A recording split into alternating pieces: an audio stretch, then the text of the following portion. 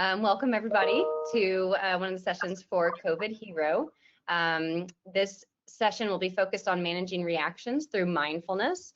So before we get started, I just want to introduce myself. I'm Dr. Robin Aupperle. I'm a clinical psychologist and researcher here at Laureate Institute for Brain Research.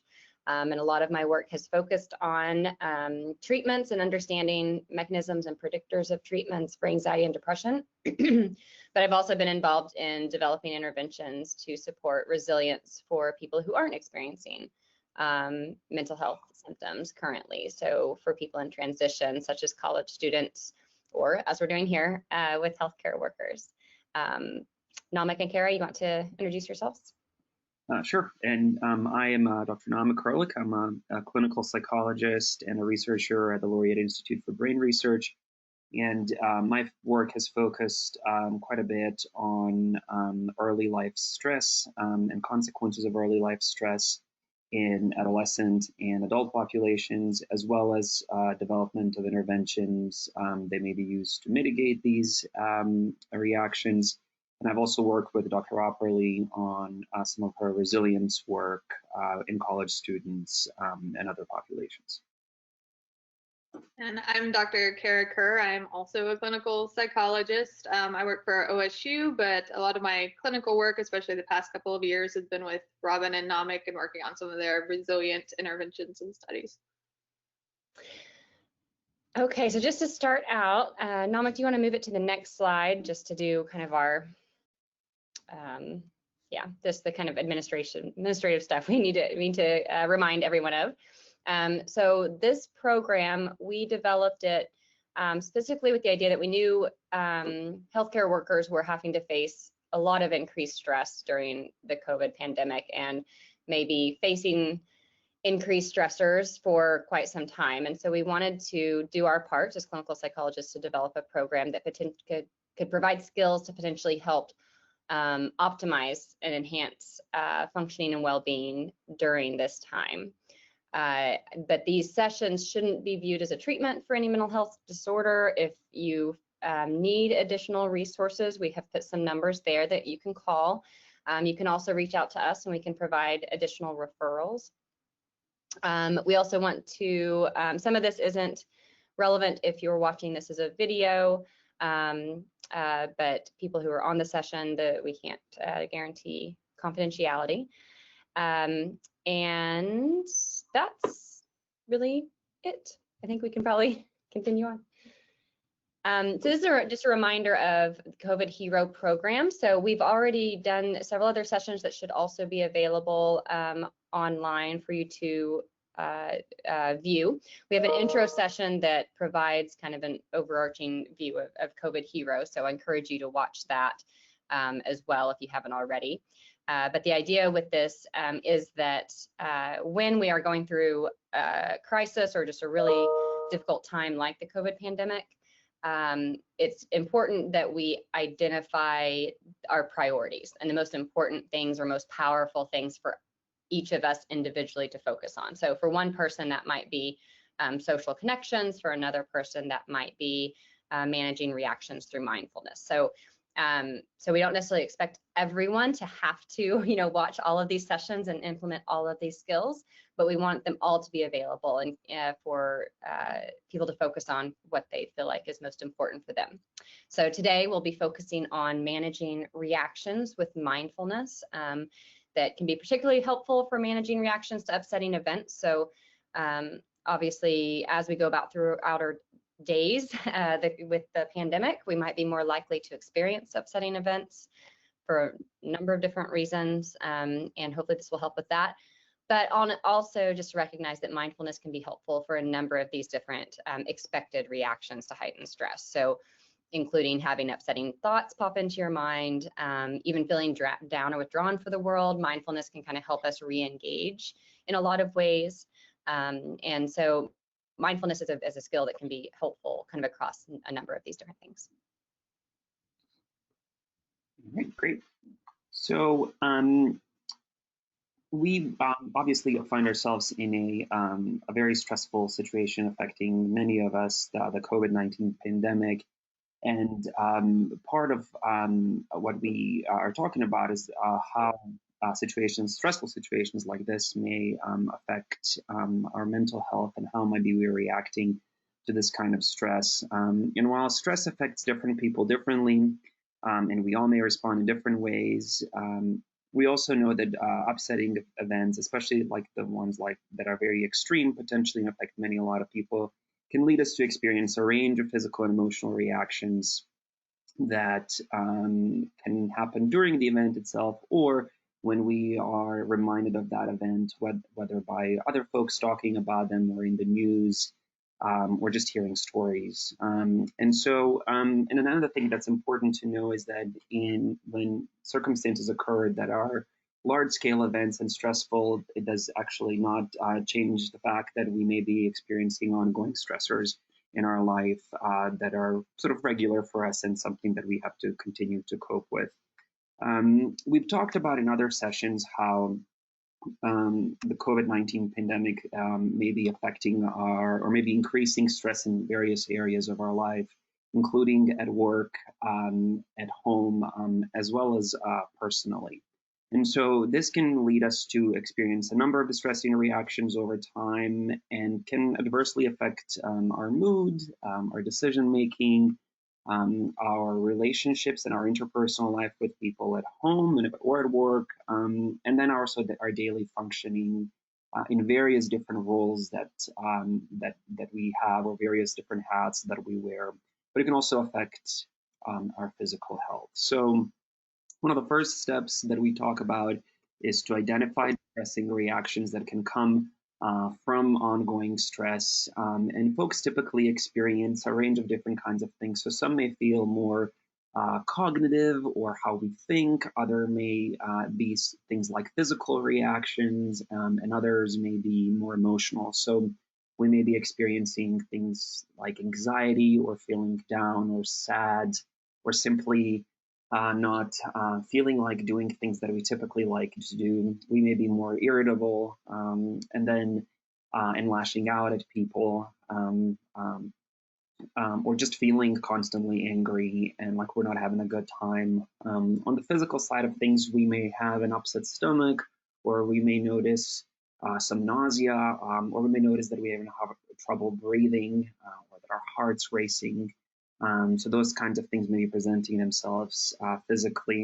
And then oftentimes what people experience long-term after we've experienced stress for an extended period of time are things like headaches, or, and you might have heard of things like tension headaches or stress headaches, where we simply may start feeling fatigued or with less energy.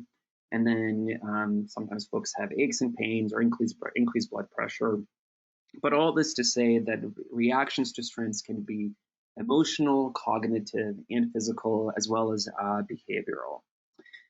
And so the question then becomes, what do we do? How do we manage these reactions? What can we do to cope? And like I said, the first step is to really recognize what we're experiencing and what's for us, and noticing these things. And mindfulness can help us even notice these things as clues and cues, the fact that we are under significant stress. And that's one of the first steps. Then, okay, if I can notice that I'm under stress, then maybe I can start engaging in some skills and techniques to help me do that. And we know that mindfulness and mindfulness practice and mindful activities can help us recharge our batteries, re-energize. They can also help us reduce the intensity of these negative reactions. They can help promote physical and mental health and improve our self-confidence, perhaps even enhance interpersonal and functioning at home or a job. And this kind of coping can also have long-term effects that it just may help us increase our resilience in how we cope with future stress and have these kind of long-term positive consequences in our life. So we're going to talk a little bit more about mindfulness today, and what it is and how it does what we think it does, how it may be helpful. And then we're also going to do a couple of practices, mindful practices, and talk about some other ones that you might be able to do on your own that kind of get at some of these things we're talking about. Kerr and Robin, did you guys have anything to add? Nope. Okay. All right. So what is mindfulness? You guys might have heard of mindfulness before. It's been quite popularized, and it's been advertised quite a bit. But what it really refers to is paying attention and being aware of our thoughts, feelings, and physical sensations. So basically, our current immediate experience. So focused on right here and right now. What am I thinking? What am I feeling? What am I sensing? And doing that in this present moment, and doing that without any judgment. And this last part is important because it really gets at recognizing and noticing what we're experiencing and not beating ourselves up about it. So even if we are experiencing a negative thought, negative emotion, just recognizing that and not judging or blaming ourselves for experiencing that, simply noticing it and allowing ourselves to acknowledge it. And it means being present in every moment. And so it also means that it's an opportunity to increase our awareness in every moment when we practice mindfulness. So to achieve mindfulness and to be mindful, it means to practice mindfulness and engage in activities and practices that kind of get at that. And so we'll go over some of those kinds of things. We know that things like physical exercise and good diet are good for our physical health and well-being and quality of life. And this is just a way to take care of our minds and nurture our minds in the same way we would with doing cardio activities, for example. Just to add in, I think when we think about negative reactions to stressful situations, a lot of times, actually what our negative reactions are to are in response to something we're anticipating happening in the future, or they're about things that we're ruminating about or thinking about have already happened in the past.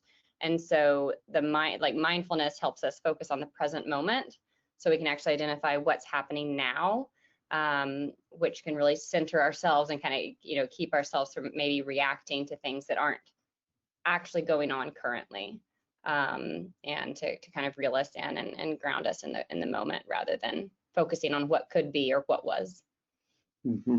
Exactly, and that's a really good and important point, because oftentimes when we are thinking about the future or anticipating what might happen, or even thinking about the past, we can get caught up in it and not even realize that we are doing it or how much time we're spending doing it. And mindfulness practice can get us to recognize that we're engaging in something like worrying about the future, and help us sort of stop that response or reduce how long we spend it or use it in a more productive way. So in general, when we talk about how we respond to our environment, most of the time we're reacting to the world around us, and this can be a very automatic process. You might call it a habit, for example. So if something has upset me, I can become anxious, and then I might become irritable and lash out at my coworkers or my family members. And sometimes we recognized, oh, we did not react appropriately, or we reacted. We might tell ourselves, I will not do this again, or I will know better for the next time. But because this process can be habitual or automatic, it's somewhat hard to break. It just sort of happens on its own because we have learned to engage in it this way.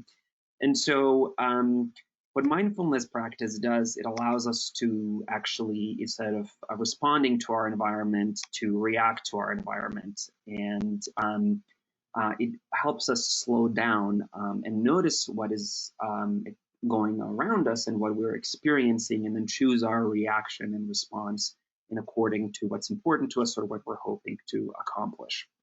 And so as such, it can help us inhibit impulsive behaviors. It can help us reduce intense emotional reactions. And as I said, it can promote helping us engage in what we've set for ourselves as far as our goals go. And in some other ways, mindfulness can help us focus on where we direct and sustain our attention. as well as being tuned with what's going on with us. So it helps us kind of gain attentional control, become more aware of ourselves and what our values and goals are, and also regulate our emotions. Some of the research on mindfulness has found that mindfulness allows for realistic shifts in perceptions and appraisal of stress, negative coping skills and increasing positive skills, and overall decreasing stress and how much we're experiencing that kind of those kind of negative reactions. And on the other hand, it helps folks sometimes increase sense of agency and control and just coherence in their lives. Anything to add to this, Robin and Kara? I would just say, like, especially right before we jump into the practice, that mindfulness takes a lot of practice sometimes, and it can, sometimes it sounds easy and sometimes it sounds hard, but overall it can be really difficult. So that's why it's important to like practice every day, even if it's just for a few minutes, because it can really take a while to kind of get the hang of it and see some of the benefits that Namik was talking about. Yep, definitely. It's like any other skill. It needs practice before it sort of really sort of accomplishes its effect. So yeah, thank you for bringing that up. All right. So right now we are going to shift to doing two different practices, like two different mindfulness practices. And the first one is called a body scan, and it is also focused on breathing. And so when we get anxious, oftentimes our breathing can change. We may breathe faster and shallower, and these reactions are actually very helpful when we're under threat or when we're stressing or we're engaging in that fight or flight response that you may have heard of. But in our day-to-day lives, we're typically not doing that. And so the goal of this is to kind of help us regain composure and reduce how upset we are or how anxious we are by simply focusing on our physical sensations, on our physical reactions in the present moment. And breath is one of those, and breathing is one of those things that it's always present, it's always with us, and it's always available to us to focus on and engage with. And so it's a wonderful way to use as an anchor in mindfulness practices. So we're going to go ahead and practice doing some of that, and we'll be curious to hear also what you think. All right. So Namik, if I fall asleep during this, wake me up. Okay. Good. Sometimes that can happen to it, and that's okay. This is something you can use. I should just say this exactly. Yeah, thanks. Sometimes this can be used if we are feeling anxious and upset. It can also be used just as a regular practice daily at a specific time, like you would when you go to the gym. I know that some folks use it before they go to bed as a way to kind of center and kind of clear their minds from the rest of the day. So yeah, different opportunities for this definitely exist. So so before we get started, you will want to get in a comfortable position. So you may go ahead and lie down if that's possible, or sit somewhere where it's comfortable for you, firmly planting yourself into the chair. And just take a moment to get comfortable, whatever that looks like for you. And now take a moment to also notice the points of contact your body has with the surface you're on. So whether this is a bed or the floor, whether you're sitting in a chair or some other location. So just simply feel your whole body and notice what it feels like the way it's pressed up against the surface. What is its position? Notice your posture.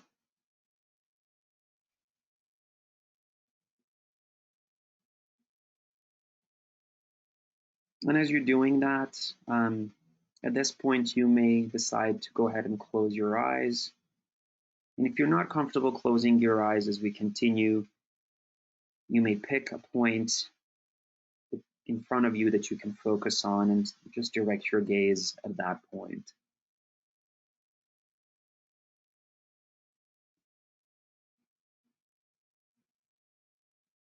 Now begin to notice your breath.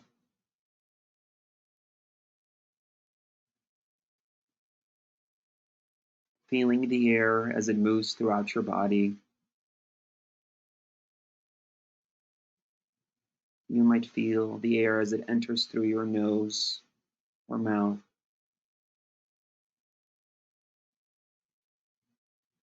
Noticing the feeling of your belly rising as you breathe in and gently falling as you breathe out.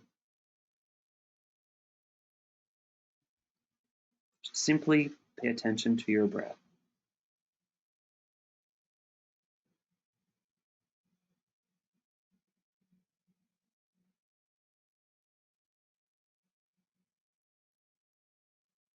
If you notice that your breathing is changing, just notice that difference. Don't try to change it back.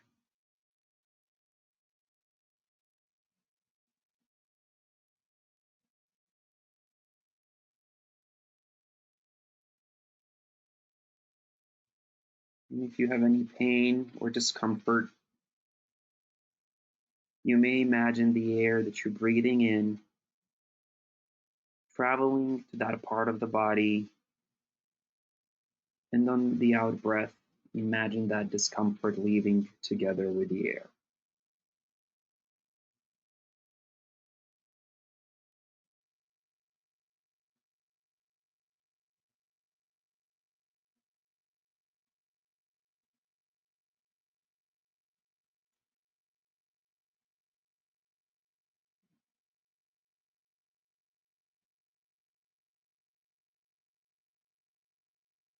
Now bring your focus and your attention to your feet and legs, focusing first on the tips of your toes on your right foot. Trying to feel each toe and the spaces between them without moving them. Picture your breath at the tip of your toes.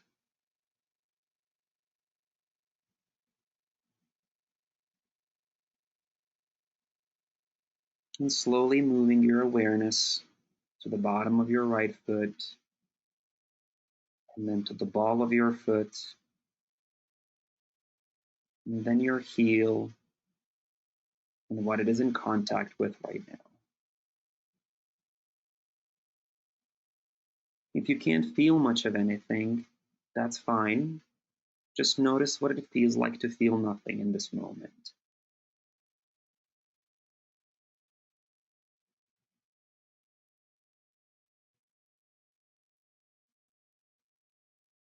Now moving to the top of your right foot and ankle, and continuing on through your lower right leg, calf muscle, your knee, and your upper thigh. Notice all the muscles in your right leg.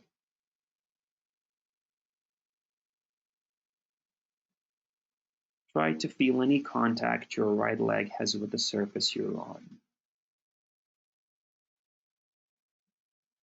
And once your attention has reached your right hip, move across to your left hip and down to the toes of your left foot, repeating with your left side what you just did with your right side. First focusing on your toes and the space between them, and traveling up your left foot, up to your heel, your ankle, traveling up your left leg, noticing each muscle,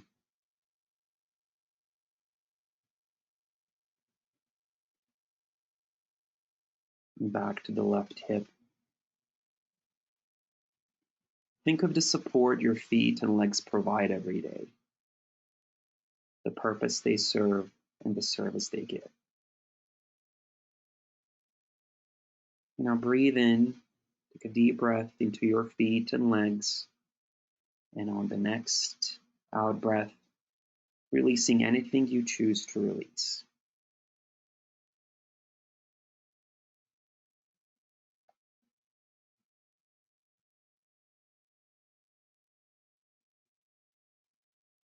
Now slowly move your focus and attention to your abdomen and lower stomach, noticing the rise and the fall of your belly as you breathe.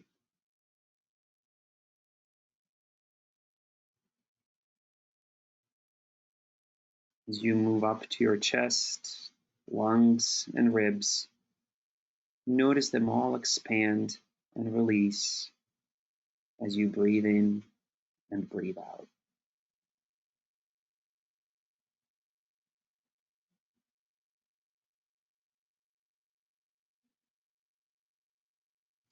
Moving your attention to the top of your chest and to your collarbone.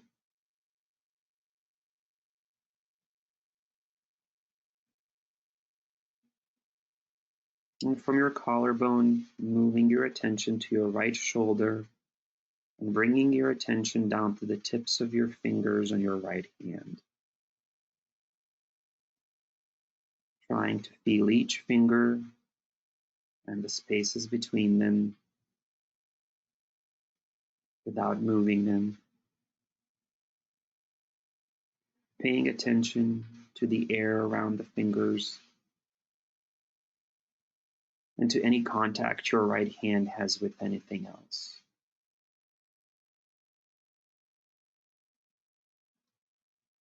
Notice any sensations in your hand and focus your awareness on those sensations.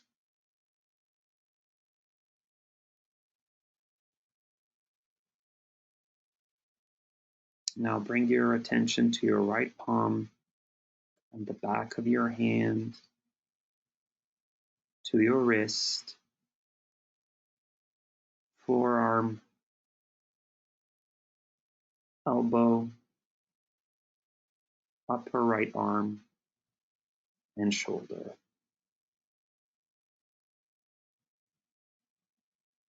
And as you reach your right shoulder, moving your attention across to the left shoulder and down to the tips of your fingers on your left hand.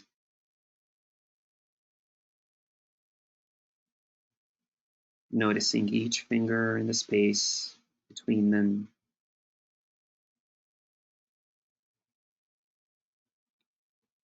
Noticing any sensations in your left hand.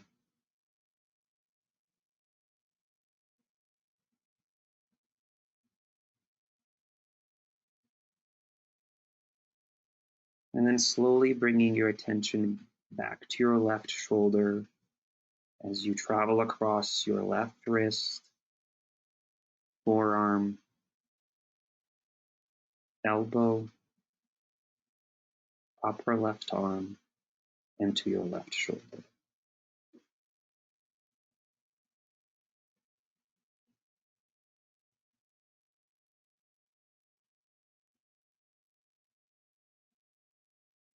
Now bring your attention to your shoulders and then to your back and down all the way to the bottom of your lower back. Slowly moving up from the tailbone all the way up to your shoulders and neck, noticing every vertebrae and muscle you encounter as you move up to your shoulders. You can imagine that someone was gently pulling at the top of your head and that you had a bit of space between each of your vertebrae. And then notice each and every vertebrae as you move the top of your back.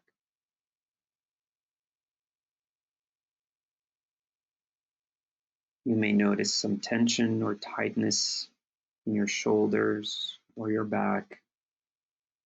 So gently breathe into that tightness, that tension, bringing in fresh air on your next in-breath and releasing any tension or tightness you have on your next out-breath.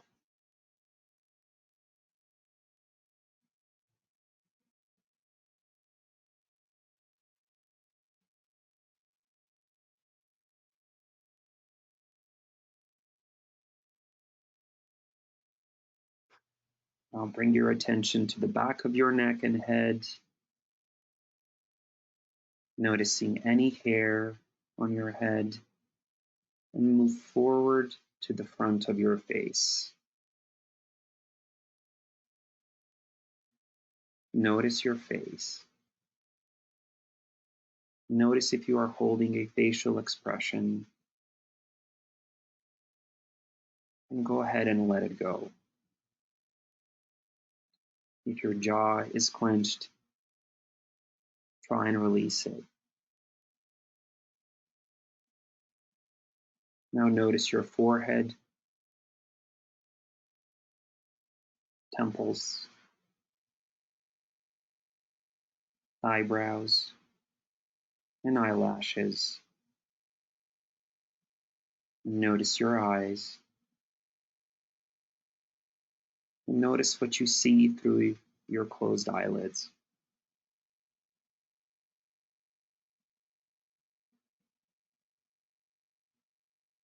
Bring your attention to your ears and cheeks. Now your nose, nostrils, your mouth, lips, your teeth and your tongue, jaw, chin, and finally your throat.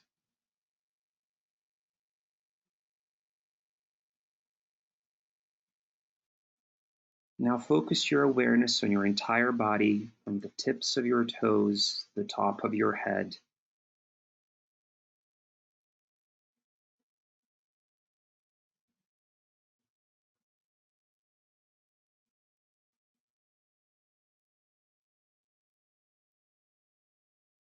Breathing in fresh air and letting it travel throughout your entire body,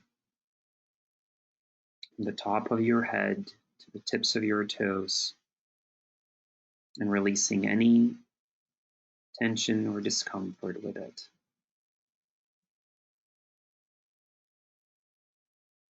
As you continue to gently breathe, notice how you feel at this very moment.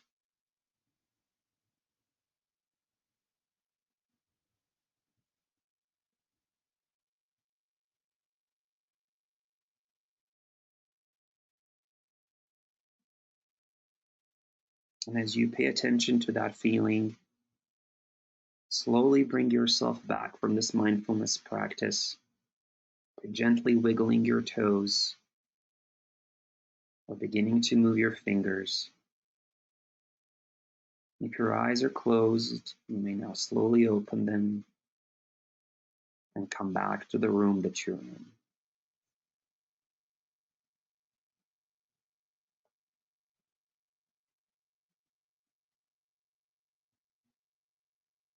All right. So congratulations. You completed your body scan mindfulness practice. And remember this feeling, this experience, and that you can take a piece of how you feel right now and carry it for the rest of the day if you choose so, into the evening and even tomorrow.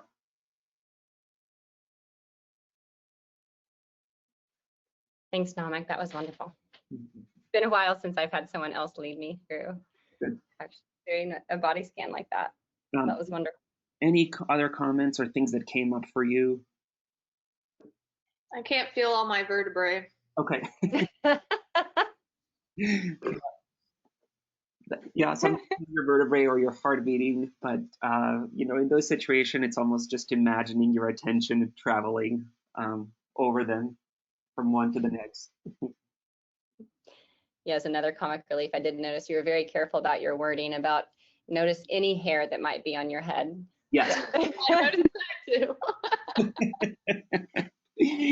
That was not intentional, but folks can't see us. I am bald, so try to give everyone.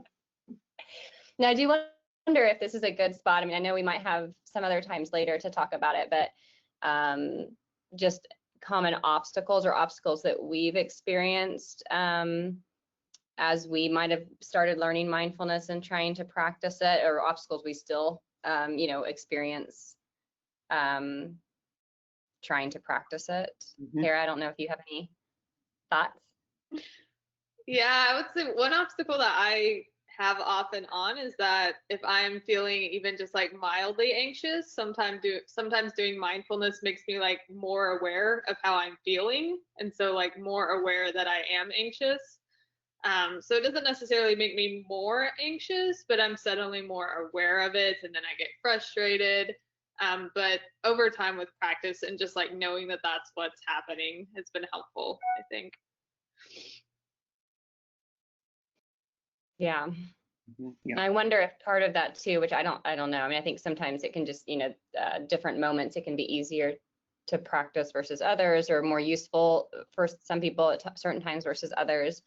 But I also feel like sometimes, even if it doesn't decrease my anxiety or make me more relaxed, it still in some ways seems to help me feel like I have more, I don't know if it's control, but I'm able to manage that a little bit more, or understand a little bit more maybe where it's coming from. Like when I actually kind of slow myself down and focus on it, of like, you know what, I've been going through the day and my stomach's been kind of not feeling so good, but I realize, okay, oh, I am actually anxious about X, Y, Z, or like this, this stuff is actually affecting me, when I was just kind of trying to ignore it and go about my day and not actually realizing those connections. And that even if it doesn't specifically focus, you're just focusing on your body, but focusing on your body seems to try to like sometimes help make those connections, which is helpful. And I think, this is one of those things that we want to practice, to nurture kind of our mind. And so it's not meant to just happen in the times where we feel stressed or upset or anxious, although it can certainly help.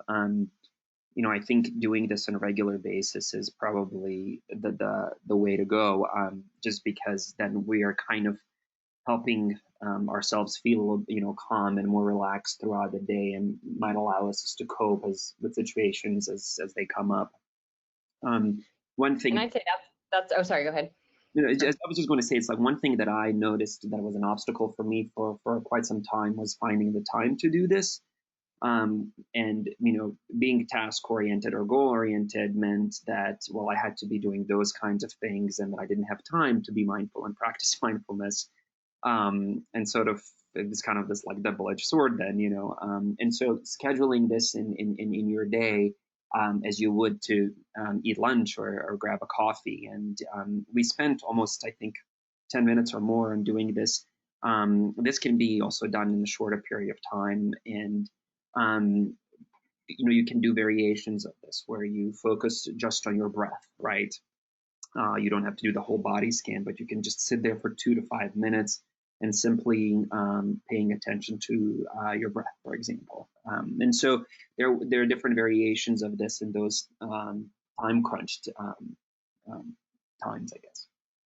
Yeah, I'd say that's my biggest obstacle as well, is because I feel like every time I do it, I do feel like I get benefit from it, but for some reason it's hard to get it regularly into my routine. And so I think that's probably key for all of us going forward, or anybody wanting to kind of put this into play, is identifying when works for you to have it part of your regular routine, whether that's in bed before you get up out of bed, or at night, or it's in your lunch hour, or whatever it might be.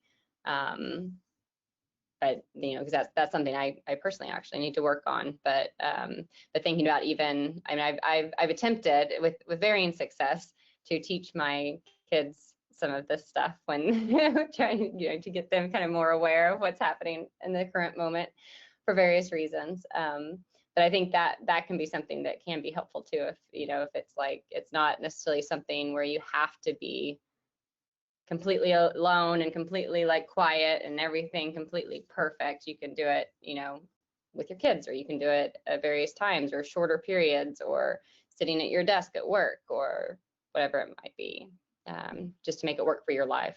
Yeah. And there are other mindfulness practices too that, that are not necessarily centered on, finding a quiet spot and some time to do it. We can be mindful. The idea, again, is to increase present awareness in as many moments as we possibly can, and then simply being more aware of what's going on with us at all times. And so we'll talk about a couple of other practices that folks can do, but we can be mindful when we're doing chores and when we're walking, and we'll talk more about walking. We can be mindful when we are driving, or when we're speaking to people. And we'll talk a little bit about some of the tools that are available to us to increase that as well. One practice that has also been very helpful for folks is this idea of heartfulness and kindness practice. And that's centered on really, again, getting similar to what we did with the body scan, when we become, we get in a comfortable spot, in a comfortable position, and we go through imagining several folks. We imagine ourselves, we imagine folks that are special to us, and that we care deeply about. We also imagine folks that we might be having some conflict with, or that we're not on the best terms with. And when we bring the image of us, or the person that's special to us, or the person we are having perhaps some struggle with, we find a way to feel grateful for them, we find a way to appreciate them, and we find to send that kindness to them. And we say to ourselves, may I be happy, may I be peaceful, may I be filled with heartfulness. And then we can say that for other people as well. And it's a way to sort of, it's an interesting way, I think, to connect us with ourselves and others, and well-wishing can have a very much a positive impact on us. So that's another potential practice that can engage in. Sorry, did somebody say something? No, I was thinking things, but I think this, I haven't practiced this in a while, so I think this would be but I think especially right now in the current kind of environment where there's a lot of different views about the world and very strong opinions, and a lot of differing opinions, where we might sometimes not be as naturally feeling compassionate about individuals around us. And also I can imagine being healthcare workers. I mean, we've heard from other people how frustrating it can be when, when you're a non-essential worker of any sort, and putting yourself out there on the line for others, and then feeling like other people aren't being as appreciative of you, or aren't acting as appreciative as perhaps you feel like they could, and having those difficult conversations and having conflicts, and being able to still practice compassion at times like this, I think is difficult, but also probably very, very powerful and very important. And it is something to practice, because I think, just like any sort of mindfulness, but compassionate mindfulness is also something we often, I think of being compassionate people, or being, kind, these being like traits that you're either are this way or you're not this way. But I kind of like the idea that compassionate mindfulness kind of brings up the idea that you can practice compassion. Exactly. And that you can get better at that, and have it become more automatic for you. Anyway. Yeah. Just a side note. Yep. No, perfect. And then we talked a little bit about different kind of practices that we can do on a regular basis, whether chores or whatever. But one of my favorite one is mindful walking. So for example, over here at St. Francis, we have a pond, and it's a wonderful way to kind of escape on your lunch break for 15 minutes and walk around the pond. And this is a perfect time to, for example, practice something like mindful walking. And as I mentioned earlier, there's, your breath is always with you, and so you can always rely on it in mindfulness practices. But mindful walking, we capitalize on all our senses. So we bring into our awareness all of the different senses. And so, for example, as we're going for a walk, we can direct our attention, the thing you might hear, you're like, I should respond to text messages, I should think about my to-do lists or the tasks I have to do, or maybe I need to make a phone call. but instead maybe doing other things and just simply paying attention to the experience we're in. And so you can simply go through all the senses and notice the way your feet are touching the ground as you're walking, the way your muscles are contracting and relaxing, the way your body sways as you move. Describing to yourself the things that you see, the things that you hear, the things that you can smell as you're on your walk, and even taste if you had a snack or something earlier. So simply going through those senses and describing to yourself the things that are present for each of those senses. And doing that for 5 or so minutes can really bring about, again, that sense of calmness and clearing the mind from all of the noise and everything that's going on around us. And this is also something that we can practice in between shifts, or walking to our car, or going from, when we're on rounds, going from one patient room to the next, or as we're completing other tasks in between meetings. Different folks will have different tasks that they have to accomplish. We walk a lot, we go between places, and even if it's across the hallway, just paying attention to the movement of our body for those few seconds is mindfulness practice, and can bring about awareness of our present experience in that moment. Any other comments from Robin or Kara? I think walking is a really I don't know, for some reason, I think it's a good way of practicing this and do as you're doing something. But like Namik suggested earlier, you can do it while you can be mindful while you're doing anything. And I'm just reminded of a time when I was at a talk about mindfulness, and somebody brought up that they really wanted to practice mindfulness, but they were so busy. Like they had 4 kids at home, they had a job, they had to wash dishes when they came home, they had to do laundry, they had to and they were constantly doing something, so they felt like it was hard to work in mindfulness practice. And the person responded basically saying, what amazing opportunities you have to practice mindfulness with all of these different things that you're doing. And just even when you're washing dishes and focusing on every single little movement and how your muscles feel, and and it just really kind of focusing in and being mindful of that experience. Or when you're with someone, with a loved one, a family member, a friend, of really being mindful of the moment, so that you're not on your phone and distracted and thinking about other things while you're interacting with that person, that it can really enhance your experience of anything, I think, that you're doing. Besides potentially being relaxing and focusing on the present moment and things, I think it can also kind of enhance our experience of different things too. So this is sort of a primer for mindfulness in many ways, an introduction to it. I think that with technology these days, it's really easy to sort of bring this into our daily lives. And so if you have a smartphone, and most of us do these days, there are several great apps. Simply searching for mindfulness apps in your app store will bring up several.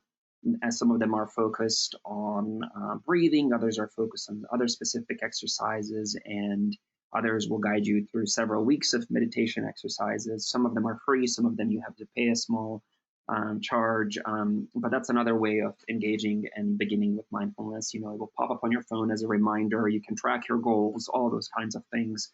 And it can be a good way to incorporate this if you're kind of struggling with, well, how do I do this? How do I do this more systematically, or how am I more organized around this? So I would recommend searching your app store and looking for some apps that are designed around this, and then practicing that way as well. Yeah, and I do think, because a lot of times it's even though I practiced it before, I feel like it's still really useful to be listening to someone that's leading me through a practice. And so I think, especially if people are just kind of beginning this, it can be really helpful to either through an app or websites, or there's plenty of resources out there that are recordings of kind of people leading. They're leading you through these different mindfulness exercises, and so you can kind of find the ones that you like and focus on. All right, so this is just the same as the beginning slide, showing other sessions that are part of this program, and just a reminder that to look for other sessions and other recordings and other scheduled sessions in the program that are meant to kind of design around identifying and optimizing skills to manage the stress we're experiencing during the COVID-19 pandemic. And as we always say, all of these skills and practices have been drawn from years of different psychological practices and tools and skills that have been helpful across situations. And so these are meant to help increase resilience across the board and be applied across other situations as well and in the future. So, if you have any comments or questions about today's sessions, feel free to get in touch with us and let us know if you have anything that we might be able to help with. All right. Thank you, and we'll see you for the next sessions.